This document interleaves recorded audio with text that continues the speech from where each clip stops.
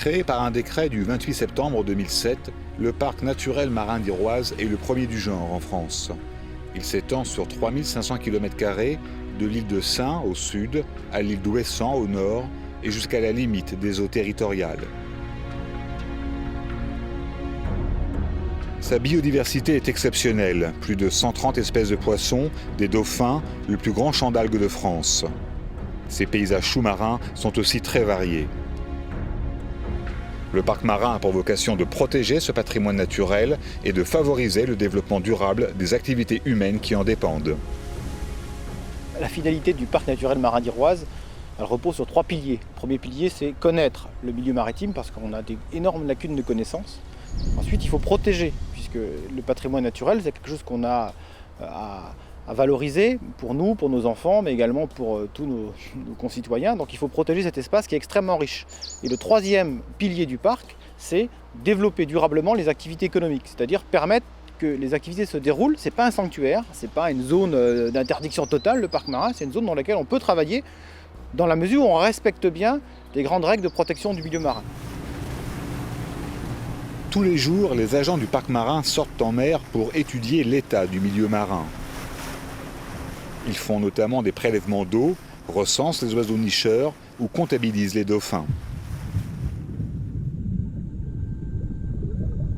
Ils plongent ici dans la chaussée de Saint, où le parc naturel marin d'Iroise participe à un projet important, le suivi d'un cantonnement mis en place par les pêcheurs pour reconstituer le stock de langoustes. Si le parc n'avait pas été là, jamais un dossier tel que celui-là n'aurait pris forme. Je pense que grâce à cette action, eh bien demain, on pourra à nouveau peut-être pêcher des langoustes sur l'île de Saint, comme autrefois.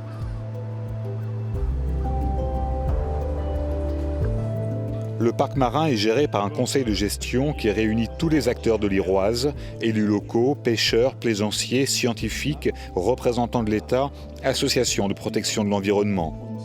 Ce sont les usagers et les professionnels de la mer qui adoptent ainsi le plan de gestion du parc marin.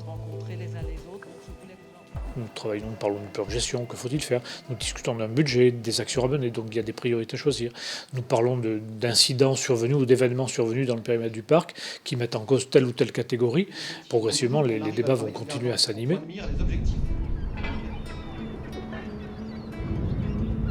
Chaque jour, près de 250 bateaux de pêche, en majorité de petite taille, travaillent en mer d'Iroise.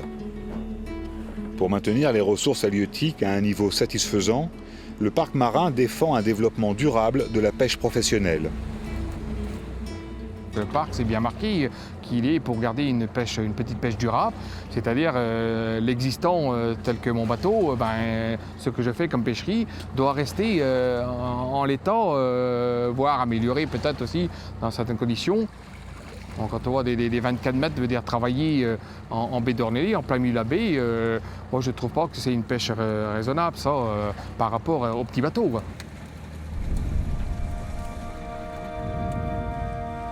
Une centaine de phoques gris vivent dans l'archipel de Molène. C'est la plus importante colonie de phoques en France.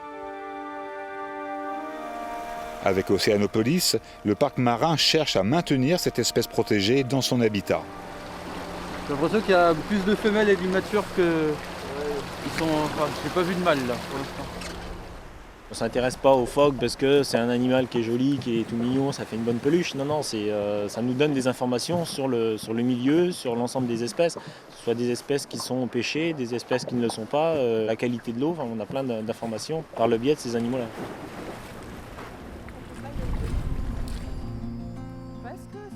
Régulièrement, le parc marin se transforme en salle de classe à ciel ouvert.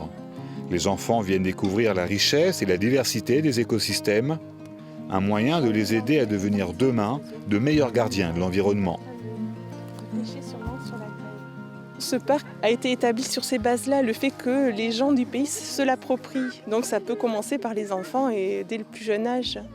Ce seront les acteurs de demain et je pense que c'est important qu'ils commencent à se rendre compte qu'il y a une vraie richesse au niveau de l'Iroise et on a vraiment de la chance d'avoir un environnement préservé encore.